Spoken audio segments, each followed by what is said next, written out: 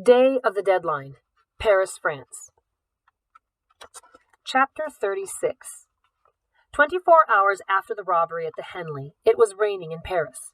Arturo Taccone's French driver pulled his limo, a classic Mercedes, this time in dark blue, to the side of the road and allowed the man to stare out at the narrow street lined with small shops. He was not prepared for the tap on the foggy window or the sight of a girl who was too small and too tired for her age crawling into the back seat beside him. She shook her short hair slightly, and water splashed across the tan leather seats. But Arturo Taccone did not mind.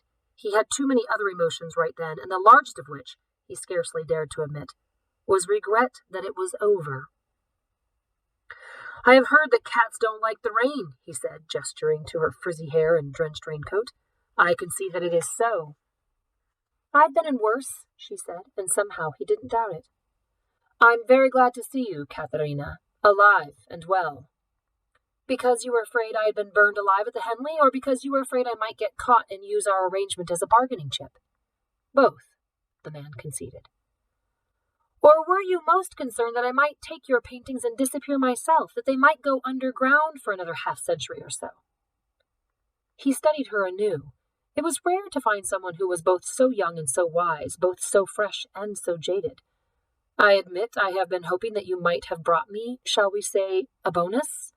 I would pay handsomely for the angel. She would fit in my collection very nicely."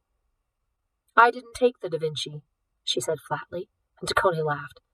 "And your father did not take my paintings," he said, indulging her, still unwilling to believe. "You do indeed have a most interesting family, and you, Caterina, are a most exceptional girl." She felt it was her turn to return the compliment, but there were some lies that even Uncle Eddie's great niece couldn't tell. So instead, she just asked, "My father?" Taccone shrugged. "His debt to me is forgiven. It has been most," he considered his words, "enjoyable. Perhaps he will steal something from me again sometime." "He didn't," Kat started, but then thought better of it. Taccone nodded. "Yes, Caterina, let us not leave things with a lie." Kat looked at him as if to measure what amount of truth might lie in the soul of a man like Arturo Taccone, if any soul at all remained. "The paintings are in pristine condition. Not even a fleck of paint is out of order." Taccone adjusted his leather gloves. "I expected nothing less of you. And they are ready to go home." Her voice cracked, and Taccone knew somehow that she wasn't lying. There was a sincere longing in her words. "They're across the street," she told him. "An abandoned apartment." She pointed through the foggy windows. "There," she said. "The one next to that gallery." Taccone followed her gaze. "I see." "We're finished," she reminded him. And he studied her. "We don't have to be. As I said before, a man in my position could make a young woman like yourself richer than her wildest dreams." Kat eased toward the door. "I know rich, Mr. Taccone, and I think I'll just aim for happy." He chuckled and watched her go. She was already out of the car when he said, "Goodbye, Caterina, until we meet again." Kat stood beneath the awning of a shop and watched him leave the car and crossed the street. The driver did not go with him. He walked through the apartment door alone. Although she was not there to see it, she knew exactly what he found. 5 priceless pieces of art. 4 paintings, one of Degas' Dancers and Raphael's Prodigal Son, Renoir's Two Boys, and The Philosopher by Vermeer, and something else he hadn't been expecting, a statue that had recently been stolen from the gallery next door. Kat often wondered what he must have thought as he looked through the dusty, abandoned apartment at the paintings that he loved and then at a small statue he had never seen before. She wondered if he turned and watched the door. Perhaps he heard the Interpol officers as they rushed down the wet street and stood poised outside the apartment windows. Did Arturo Taccone know what was going to happen? Kat would never know. It was enough for her to stand in the damp air and watch the uniformed officials swarm into the place where she had put Taccone's paintings, and her father had stashed his stolen sculpture. It was very much enough to stand there and watch as Arturo Taccone's driver sped away, which was just as well. Interpol was more than willing to give his boss a ride. "Are they in there?" Kat shouldn't have been surprised to hear the voice, and yet she couldn't find the shock in seeing the boy. "What do you think?" she asked, and Nick smiled.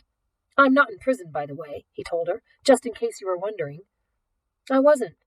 For a moment, he looked almost hurt, so Kat added, No one arrests a cop's kid for being in a room where nothing was stolen. But something was stolen at the Henley. They stood there for a long time not talking until Nick finally said, He used us, or I guess you.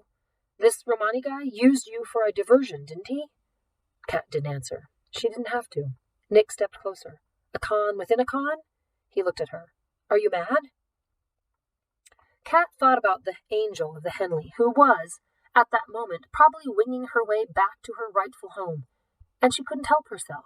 She shook her head. No. And still nothing could have surprised her more than when Nick smiled and said, Me neither. Are you flirting with me? Kat blurted. Kat thought it was a valid scientific question until Nick inched closer and said, Yes. She stepped away from him, from the flirting. Why'd you do it, Nick? Why don't you tell me the truth this time? I thought you'd help me catch your dad at first. And then? Kat prompted. Nick shrugged and kicked at a pebble on the sidewalk.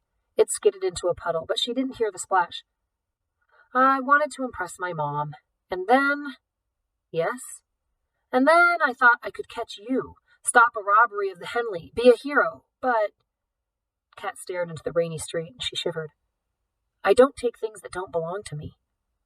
Nick gestured across the street to the pair of officers who were leading Arturo Taccone from the apartment in handcuffs. You took from him. She thought of Mr. Stein.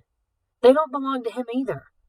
A moment later, another car pulled through the crowd that was quickly growing across the street.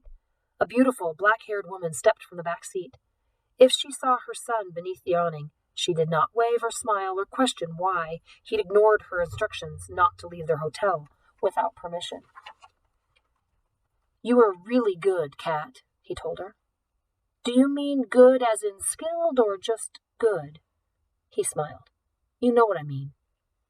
Kat watched Nick walk away until the police car carrying Arturo Taccone pulled out into the street, blocking her view. And as far as she knew, Nick never looked back. Which wasn't fair, Kat thought, because from that point on, she was going to be looking over her shoulder for the rest of her life. Kat sensed more than saw the black limo that pulled slowly to the curb beside her. She heard a smooth, whirling sound as the dark glass of the black window disappeared and a young man leaned out. So that fellow there is the one who robbed that nice gallery? Hale asked, his eyes wide as he pointed to the disappearing police car. It appears so, Kat said. I heard he actually slid the statue through a hole in the wall and into that vacant apartment. Genius, Hale said with a tad too much enthusiasm. Kat laughed as Hale opened the door, and she slid inside. Yes, she said slowly, in theory, except robbing a gallery tends to make the police spend a lot of time at the gallery. And then how does a guy get his statue? And Kat knew it was her turn, her line. But she was tired of playing games, and maybe Hale was too. Maybe. He glanced down the street where Nick had disappeared. You're not leaving with your boyfriend? And Kat eased her head back into the soft leather. Maybe. She closed her eyes and thought about that perhaps this flirting thing wasn't so difficult after all. Maybe not. Wyndham? She heard Hale laugh softly, then call, Marcus, take us home. And as they eased into traffic, she let the warmth of the car wash over her. She didn't protest as Hale slid his arm around her and pulled her to the rest against his chest. It was somehow softer there than she remembered. Welcome back, Kat, he told her as she drifted off to sleep. Welcome back.